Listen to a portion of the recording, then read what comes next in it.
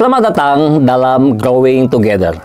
Mari sebagai murid yang memuridkan, kita bersama-sama belajar dan bertumbuh dalam kebenaran firman Tuhan. Let's grow together.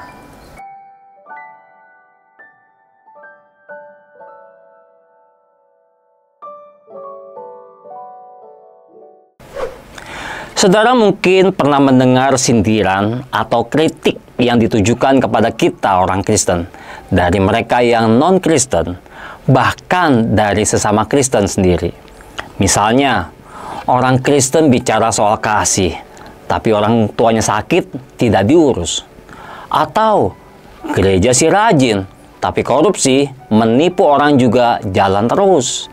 Atau, mengaku rendah hati, tapi kalau ngomong suka merendahkan orang lain atau pamer amal. Saudara, hal ini nampaknya menjadi suatu gambaran bahwa sebagai orang Kristen kita tidak mengeluarkan aroma iman, namun aroma kedagingan yang mengganggu. Saudara, seharusnya sebagai orang Kristen, pada saat kita mengaku beriman kepada Kristus, maka yang seharusnya terjadi adalah kita mengeluarkan aroma iman. Apa maksudnya mengeluarkan aroma iman? Mari kita bahas lebih lanjut. Nah, saudara, pada saat kita membaca surat Yakobus pasal 2 ayat 14 sampai ke 26, di situ dijelaskan pengertian soal aroma iman, bahwa pada saat seseorang beriman kepada Kristus, maka seharusnya tindakan-tindakan kehidupannya menunjukkan hasil daripada iman itu sendiri.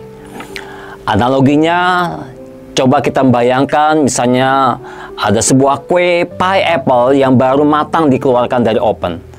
Aromanya memenuhi ruangan dan merangsang selera kita. Bayangkan menghirup udara dalam-dalam sehingga bau yang sedap itu membuat kita ingin segera menikmatinya.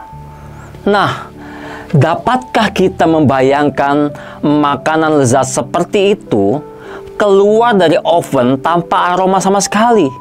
Tentu saja tidak. Ini tidak mungkin terjadi. Namun memang saudara, berkembangnya kemajuan rekayasa genetik, kita mungkin saja bisa mendapatkan aroma pie apple tanpa ada kue pie aslinya. Karena memang sekarang ini ada banyak aroma tiruan yang mirip, yang terdapat pada lilin-lilin wangi, pengharum ruangan, dan berbagai macam produk yang meniru aroma asli. Tetapi kita tidak mungkin memiliki kue pie apple tanpa aromanya. Kue pie apple tidak mungkin dapat eksis tanpa tanda-tanda yang menyertainya. Demikian pula halnya dengan iman dan perbuatan. Paulus menyatakan dengan jelas di dalam suratnya kepada jemaat di Roma dan juga Galatia bahwa kita dibenarkan karena iman. Namun ia tidak pernah mengindikasikan bahwa kita dapat memiliki iman tanpa tanda-tanda yang menyertainya. Jika iman ini asli, pasti ada buktinya. Akan ada aroma dari perbuatan-perbuatan yang dihasilkan oleh iman yang murni.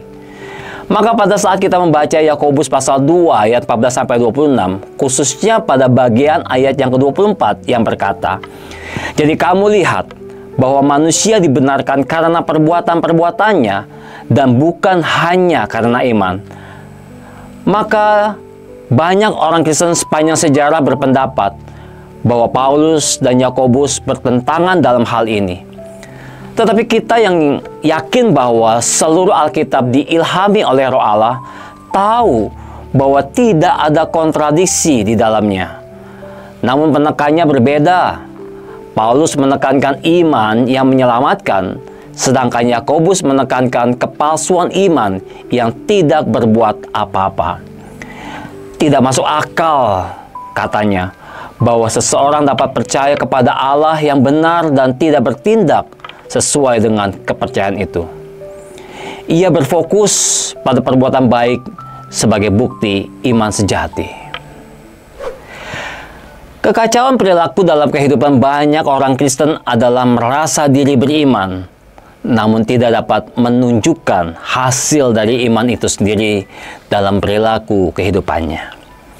Jangan jatuh ke dalam perangkap perangkap iman yang tidak disertai perbuatan. Kita mungkin mudah menghindari perangkap orang Farisi, perbuatan baik tanpa iman kepada Juru Selamat. Tetapi kita melakukan kesalahan apabila berpikir Allah yang tidak berminat dengan perbuatan baik. Seorang teolog dan Bapak Reformasi Gereja, John Calvin, berkata, hanya iman yang membenarkan, tetapi iman yang membenarkan ini tidak sendirian.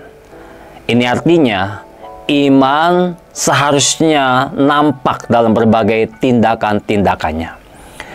Menurut Efesus pasal 2 ayat 10 dikatakan, karena kita ini buatan Allah, diciptakan dalam Yesus Kristus untuk melakukan pekerjaan baik yang dipersiapkan Allah sebelumnya, di mana Ia mau supaya kita hidup di dalamnya.